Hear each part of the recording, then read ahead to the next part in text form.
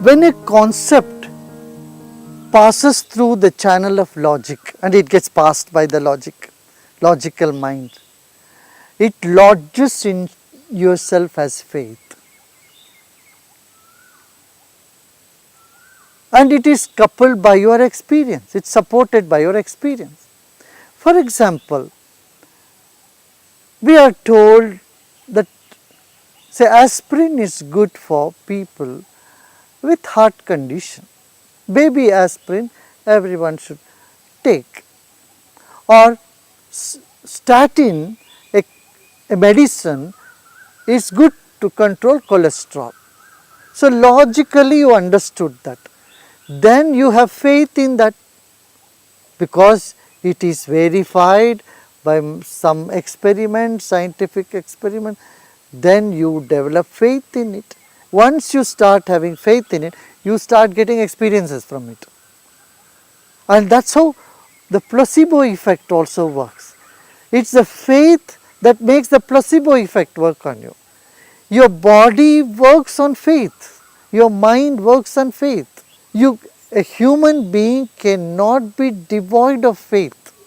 Someone believes in certain concept because it is scientifically proved, and if it is scientifically disproved, that faith breaks, right. So when the whole generation believed of basing on some research that butter is bad for people with heart condition. Then what happened? Those faith was thrown away by another discovery which said butter is good for heart patient, it has vitamin K. Now, when you understand something intellectually, then you start believing it, then it starts giving you experiences. Here see how thin the line between logic and faith.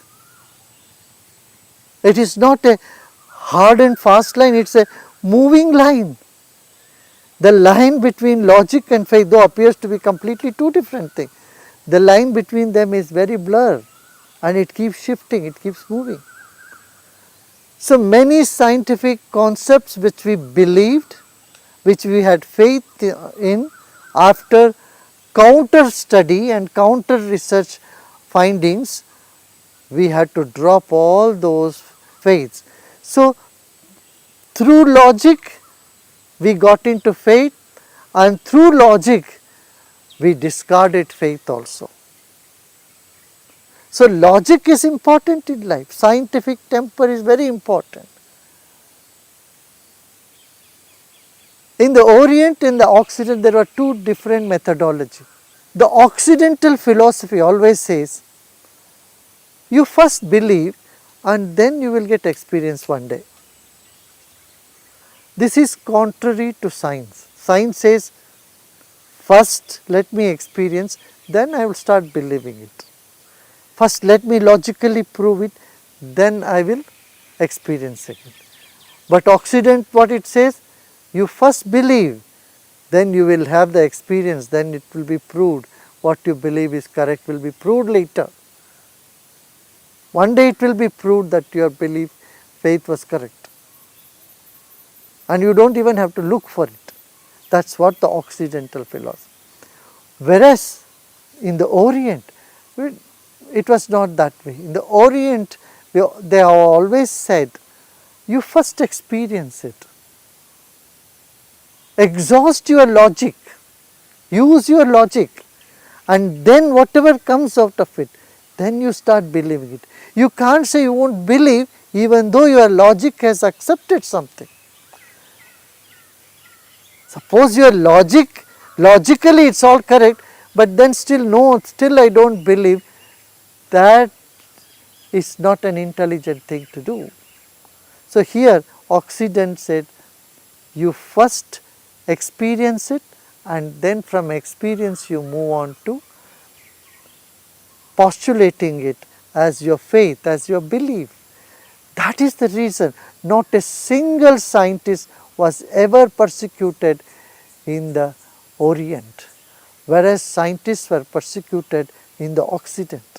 Science and spirituality come together when the oriental way of looking at things, that is, first is experience, give logic its due place, give science its prominent seat, and then through science see that comes out as faith, as belief, as reality, as truth, that you accept. If you do not accept that, then that is also not scientific.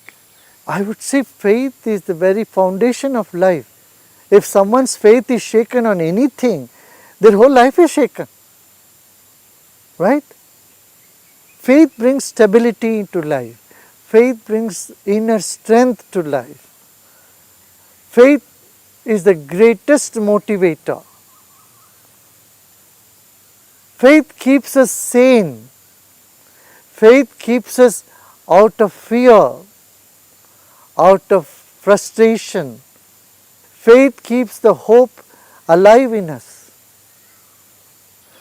In this way, the logic and faith, they complement each other and they are not contradicting, and it should not be, they should not contradict each other. Yeah?